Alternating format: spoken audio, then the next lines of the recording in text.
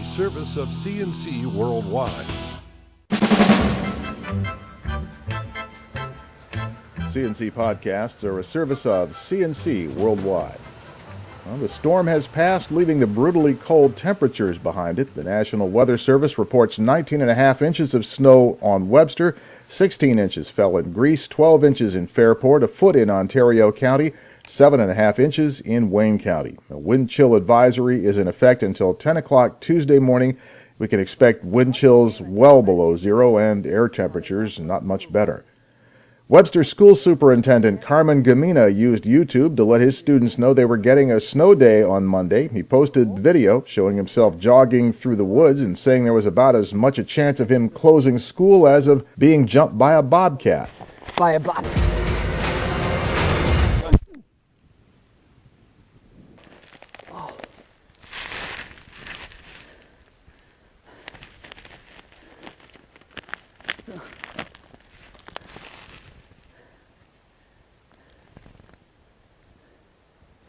Enjoy your snow day.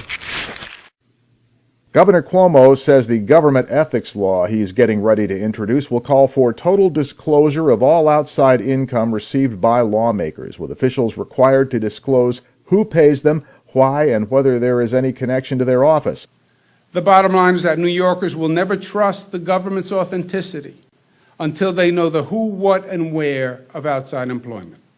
If we want to resolve it once and for all, either end it entirely or thoroughly disclose it. There is no middle ground. Cuomo says he's introducing a 5-point ethics plan, and he says he is prepared to hold up approval of the state budget until his plan's approved. Cuomo says, "I will not sign a budget without significant ethics reform."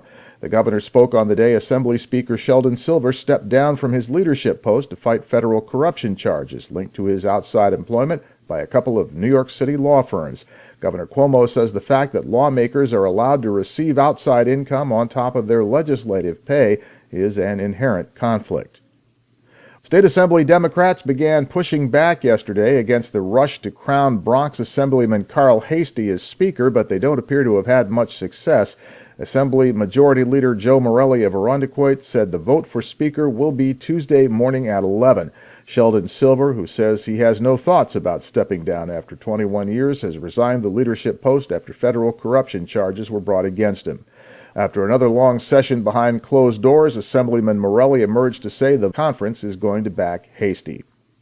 The Federal Home Loan Bank has granted $300,000 to the Volunteers of America to help finance the Cobblestone Place project in Webster. The plan is to build 60 affordable housing units for low-income seniors.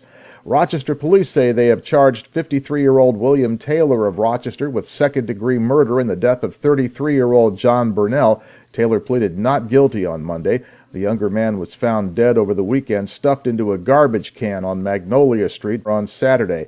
Police identified Taylor as a person of interest and took him into custody. They say this was not a random act of violence and that the two men knew each other.